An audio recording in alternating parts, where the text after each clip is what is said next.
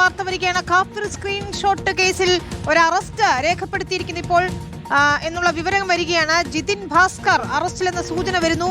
Vadakara squad ഗ്രൂപ്പിന്റെ അഡ്മിനാണ് ജിതിൻ ഭാസ്കർ. അഭിജിത്ത് മുഴക്കുന്നാണ് വിശദാംശങ്ങളുമായി ചേരുന്നത്. നമുക്ക് അതിലേക്ക് പോകണം. കഴിഞ്ഞ ദിവസം ഈ ഗ്രൂപ്പുകളിലെയൊക്കെ അഡ്മിന്മാരെ ചോദ്യം ചെയ്തിരുന്നു. അതിന് പിന്നാലെയാണ് ഇപ്പോൾ അറസ്റ്റിലേക്ക് കാര്യങ്ങൾ പോകുന്നത്. ഡിവൈഎഫ്ഐ നേതാവാണ് അറസ്റ്റിലായി ജിതിൻ ഭാസ്കർ എന്നാണ് നമുക്ക് മനസ്സിലാക്കാൻ സാധിക്കുന്നത്. അഭിജിത്ത്, വിശദാംശങ്ങൾ എന്താണ്? പ്രത്യേക അന്വേഷണ സംഘം അറസ്റ്റ് ഉൾപ്പെടെയുള്ള നടപടികളിലേക്ക് കടന്നിരിക്കുന്നു. ഡിവൈഎഫ്ഐ നേതാവിനെയാണ് ഇപ്പോൾ അറസ്റ്റ് ചെയ്തിരിക്കുന്നത്. അതെ വിനീത്, അങ്ങനെ തന്നെയാണ്. ഡിവൈഎഫ്ഐ വടകര ബ്ലോക്ക് കമ്മിറ്റി അംഗമാണ് ജിതിൻ ഭാസ്കർ. ഇയാളെ നേരത്തെ SIT ചോദ്യം ചെയ്തതാണ്. അതിനുശേഷം ഇയാളെ വിട്ടയച്ചിരുന്നു. ഇതിന് പിന്നാലെയാണ് ഇപ്പോൾ വീണ്ടും ചോദ്യം ചെയ്യാൻ വരികയും ഇപ്പോൾ ഈ ജിതിൻ ഭാസ്കറിന്റെ അറസ്റ്റ് SIT രേഖപ്പെടുത്തുകയും ചെയ്തിട്ടുള്ളത്. വടകര കാഫിർ സ്ക്രീൻഷോട്ടിൽ ആദ്യമായ ഒരു അറസ്റ്റ് ഉണ്ടാകുന്നു എന്നുള്ളതാണ് ഏറ്റവും പ്രധാനപ്പെട്ട കാര്യം വിനീത. ഏറെ വിവാദമായ ഒരു കേസ്.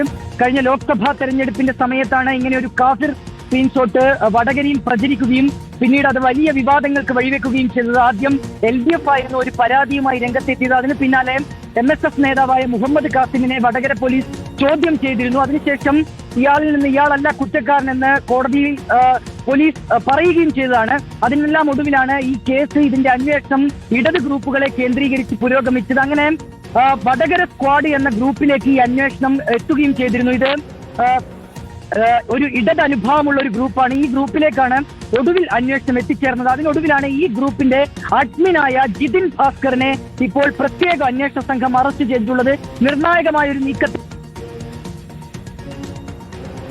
വടകര സ്ക്വാഡ് അഡ്മിൻ ആണ് ഇപ്പോൾ അറസ്റ്റിലായിരിക്കുന്നത്. ഇയാൾ ഡിവൈഎഫ്ഐയുടെ നേതാവുമാണ്. ഏതായാലും കാഫിർ സ്ക്രീൻഷോട്ട് കേസിൽ പ്രത്യേക അന്വേഷണ സംഘം രൂപീകരിച്ചതിന് പിന്നാലെ അറസ്റ്റ് ഉൾപ്പെടെയുള്ള നടപടികളിലേക്ക് കടക്കുന്നു. നിർണായകമായ നീക്കം എന്ന് തന്നെ നമുക്ക് വിലയിരുത്തണം. ഡിവൈഎഫ്ഐ നേതാക്കൾ ഉൾപ്പെടെയുള്ളവരെ നേരത്തെ തന്നെ ചോദ്യം ചെയ്യുകയും ചെയ്തതാണ്. വടകര സ്ക്വാഡിലാണ് ആ ഗ്രൂപ്പിലാണ് കാഫിർ സ്ക്രീൻഷോട്ട് ആദ്യം എത്തിയത്.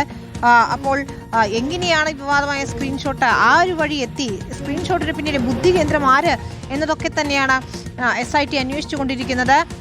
അഭിജിത്ത്, ഡിവൈഎഫ്ഐയുടെ ബ്ലോക്ക് കമ്മിറ്റി പ്രസിഡന്റായിരുന്ന റിബേഷ് രാമകൃഷ്ണൻ, ഒപ്പം ഈ അമ്പാടിമുക്ക് സഖാക്കൾ, റെഡ് ബറ്റാലിയൻ, അങ്ങനെ പലതരത്തിലുള്ള ഗ്രൂപ്പുകൾ ഉണ്ടായിരുന്നു. ഇവരൊക്കെ തന്നെയും പറഞ്ഞത് സ്ക്രീൻഷോട്ട് ലഭിച്ചത്, റിബേഷ് പ്രത്യേകം മൊഴി നൽകിയത് വടകര സ്ക്വാഡ് ഗ്രൂപ്പിൽ നിന്നാണ് തനിക്ക് സ്ക്രീൻഷോട്ട് ലഭിച്ചതെന്നതാണ്. അപ്പോൾ ഇതിന്റെ ഉറവിടം കൃത്യമായി കണ്ടെത്താൻ നിലവിൽ കഴിഞ്ഞിട്ടുണ്ടോ? ഡിവൈഎഫ്ഐയുടെ വടകര ലോക്കൽ കമ്മിറ്റി അംഗമാണ് ഇപ്പോൾ അറസ്റ്റിലായിട്ടുള്ളയാളല്ലേ?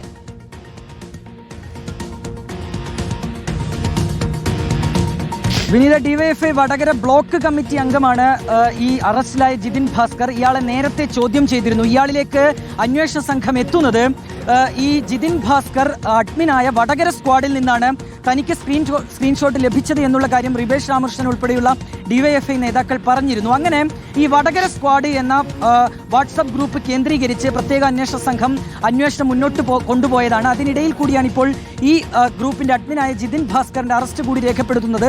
നിർണായക നീക്കത്തിലേക്ക് SIT കടന്നു എന്ന് തന്നെ നമുക്ക് ഈ ഘട്ടത്തിൽ പറയേണ്ടി വരും. ഇനിയിപ്പോൾ ഇദ്ദേഹം തന്നെയാണോ ഈ സ്ക്രീൻഷോട്ട് നിർമ്മിച്ചത് എന്ന കാര്യത്തിൽ കൂടി ഒരു വ്യക്തത വരേണ്ടതുണ്ട്. എന്താണ് ഈ കേസിൽ ഇദ്ദേഹത്തിന്റെ പങ്ക് എന്നുള്ള കാര്യം അതുകൂടി നമുക്കിനി വ്യക്തമാകേണ്ടതുണ്ട്. ഉറവിടത്തിലേക്ക് തന്നെയാണ് പോലീസ് എത്തിയത് എന്നുള്ളതാണ് നിലവിൽ ലഭിക്കുന്ന വിവരം.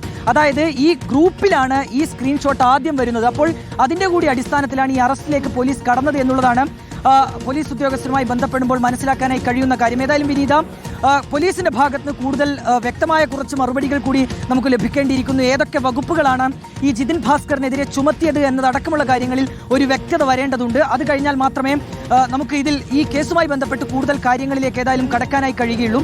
ഞാൻ നേരത്തെ സൂചിപ്പിച്ചതുപോലെ തന്നെയാണ് വടകരയിൽ ഈ കഴിഞ്ഞ ലോക്സഭാ തെരഞ്ഞെടുപ്പ് കാലത്താണ് കാഫിർ സ്ക്രീൻഷോട്ട് വലിയ വിവാദമായി മാറുന്നത്.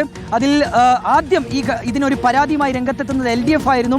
അങ്ങനെ പോലീസ് നടത്തിയ അന്വേഷണത്തിലാണ് മുഹമ്മദ് കാസിം എന്ന MSF പ്രവർത്തകനെ പോലീസ് പ്രതി ചേർക്കുന്നത്. പിന്നീട് ഇയാളുടെ ഫോൺ ഫോറൻസിക് പരിശോധനയ്ക്കുൾപ്പെടെ അയക്കുന്ന ഒരു നിലയുണ്ടായിരുന്നു. പക്ഷേ മുഹമ്മദ് കാസിം അല്ല ഇതിൽ കാഫിർ സ്ക്രീൻഷോട്ട് നിർമ്മിച്ചത് എന്നുള്ളൊരു കണ്ടെത്തലിലേക്ക് പോലീസ് എത്തുകയും ചെയ്തു. കോടതിയിൽ അങ്ങനെ ഒരു റിപ്പോർട്ട് നൽകുകയും ചെയ്തതാണ്.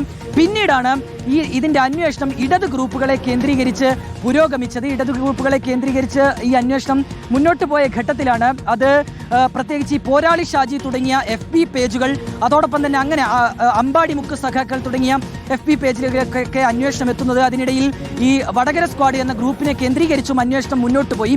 അതിനൊടുവിലാണ് ഈ ഒരു ചോദ്യം ചെയ്യലിലേക്ക് പ്രത്യേക അന്വേഷണ സംഘം ഈ പുതിയ സർക്കാർ അധികാരത്തിൽ വന്നതിന് പിന്നാലെയാണ് കുറ്റ്യാടി MLA പാറക്കൽ അബ്ദുള്ള ആഭ്യന്തരമന്ത്രി രമേശ് ചെന്നിത്തലയെ കണ്ട് ഒരു നിവേദനം നൽകുന്നത്. അത് ഈ കാഫിർ സ്ക്രീൻഷോട്ടിൽ ഒരു പുനരന്വേഷണം വേണം എന്നുള്ളതായിരുന്നു ആ ആവശ്യം. അതിന്റെ അടിസ്ഥാനത്തിലാണ് ഒരു SITക്ക് ആഭ്യന്തരമന്ത്രി ആഭ്യന്തര വകുപ്പ് രൂപം നൽകുന്നത്. അതിൽ വടകര റൂറൽ SP ആയിരുന്നു അതിന്റെ മേൽനോട്ടം ഉണ്ടായിരുന്നത്.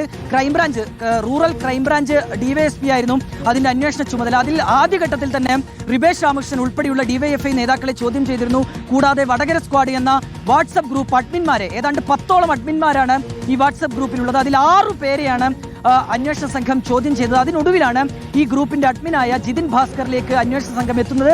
അയാളുടെ അറസ്റ്റ് രേഖപ്പെടുത്തുകയും ചെയ്തിട്ടുള്ളത്. വിനീത, ശരി, ഏതായാലും ഇപ്പോൾ DYFI നേതാവാണ് അറസ്റ്റിലായിരിക്കുന്നതെന്നാണ്. ജിതിൻ ഭാസ്കർ എന്നയാളാണ് അറസ്റ്റിലായിരിക്കുന്നത്. അഭിജിത്ത് ചൂണ്ടിക്കാണിച്ചതുപോലെ തന്നെ SIT ഈ അന്വേഷണം നടത്തിയതിന് പിന്നാലെ, അന്വേഷണം തുടങ്ങിയതിന് പിന്നാലെയുള്ള അറസ്റ്റിലേക്ക് കടന്നിരിക്കുന്നു. VS രഞ്ജിത്ത് കൂടി ചേരുകയാണ്. രഞ്ജിത്ത്, കാഫിർ സ്ക്രീൻഷോട്ടിന്റെ ഉറവിടം എവിടെയാണ് എന്നത് പോലും അവ്യക്തമായിരുന്നു. റിബേഷിനെ ചോദ്യം ചെയ്തതെന്നാണ്, വടകര സ്ക്വാഡ് ഗ്രൂപ്പിൽ നിന്നാണ് ഈ സ്ക്രീൻഷോട്ട് കിട്ടിയത് എന്ന് അദ്ദേഹം മൊഴി നൽകിയിരുന്നു. ഇപ്പോഴത്തെ അതിന്റെ അഡ്മിനും DYFI നേതാവുമായാണ് അറസ്റ്റിലാവുന്നത്. അപ്പോൾ കൃത്യമായി ആസൂത്രിതമായി ഈ സ്ക്രീൻഷോട്ട് എത്തിയതാണ് ആ ഗ്രൂപ്പിൽ എന്ന് വേണമോ വിലയിരുത്താൻ? എന്തൊക്കെയാണ് SITയുടെ കണ്ടെത്തലുകൾ? ഈ അറസ്റ്റിലേക്ക് കടക്കാനുണ്ടായ സാഹചര്യം എന്താണ്?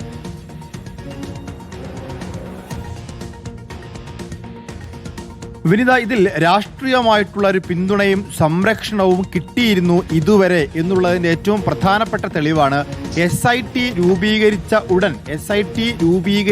ഉടൻ തന്നെ അറസ്റ്റിലേക്ക് പോകുന്നു, ആളെ കണ്ടെത്താൻ കഴിഞ്ഞിരിക്കുന്നു എന്നുള്ളത്. ഇതുവരെ, അതായത് LDF സർക്കാർ അധികാരത്തിൽ നിന്ന് ഇറങ്ങിപ്പോകുന്നത് വരെ ഈ കേസിൽ ഒരു അന്വേഷണം ഉണ്ടാകാതിരുന്നത്, ഈ കേസിൽ ഒരു യഥാർത്ഥ അന്വേഷണം നടന്നിരുന്നില്ല എന്നുള്ളതിന് തെളിവാണ്.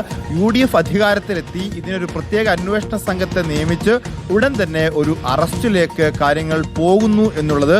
കാരണം ജിതിൻ ഭാസ്കർ ഉൾപ്പെടെയുള്ള ഈ വടകര സ്ക്വാഡിനെ കുറിച്ചും അതുപോലെ തന്നെ റിബേഷ് രാമകൃഷ്ണനെ കുറിച്ചും ഒക്കെ നേരത്തെ തന്നെ വിവരങ്ങളുണ്ടായിരുന്നു. കാരണം റിബേഷ് രാമകൃഷ്ണനാണ് ഈ കാഫിർ സ്ക്രീൻഷോട്ട് ആദ്യമായി അത് വാട്സപ്പിൽ ഷെയർ ചെയ്തത് എന്ന് നേരത്തെ തന്നെ കണ്ടെത്തിയിരുന്നു. പിന്നീട് അങ്ങോട്ട് അന്വേഷണം എവിടേക്കും പോയില്ല എന്നുള്ളതാണ്.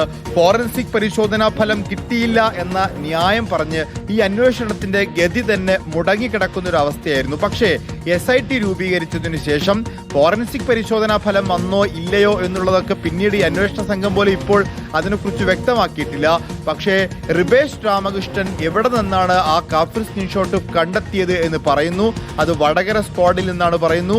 വടകര സ്ക്വാഡിന് സമാനമായി മറ്റ് 2 സ്ക്വാഡുകൾ കൂടി, കടത്തനാട് സഖാക്കൾ, ബാവുപാറ സഖാക്കൾ തുടങ്ങി വടകര 2 വാട്സപ്പ് ഗ്രൂപ്പിനെ കുറിച്ച് കൂടി വിശദാംശങ്ങൾ കിട്ടുന്നു. ഈ വടകര സ്ക്വാഡ് വാട്സപ്പ് ഗ്രൂപ്പിലെ 5 അഡ്മിന്മാരെ ആദ്യം ചോദ്യം ചെയ്യുന്നു. അതിൽ ജിതിൻ ഭാസ്കറിന്റെ അറസ്റ്റിലേക്ക് പോകുന്നു. ഒന്നുകിൽ ഈ ജിതിൻ ഭാസ്കർ ഉൾപ്പെടെയുള്ള വടകര സ്ക്വാഡിനെ കുറിച്ച് നേരത്തെയുള്ള അന്വേഷണ സംഘത്തിന് വിവരം ലഭിച്ചിട്ടും അവർ ആ ഒരു അന്വേഷണ രീതിയിലേക്ക് അല്ലെങ്കിൽ മുന്നോട്ട് പോയില്ല എന്നുള്ളത് ഒന്നാമത്തെ കാര്യം. രണ്ടാമത്തെ കാര്യം, ഇതിൽ ഫോറൻസിക് പരിശോധനാ ഫലം കിട്ടാത്തതിന്റെ പേരിൽ മാസങ്ങളോളം അന്വേഷണം നീണ്ടുപോയി എന്നുള്ളതും രണ്ടാമത്തെ കാര്യമാണ്.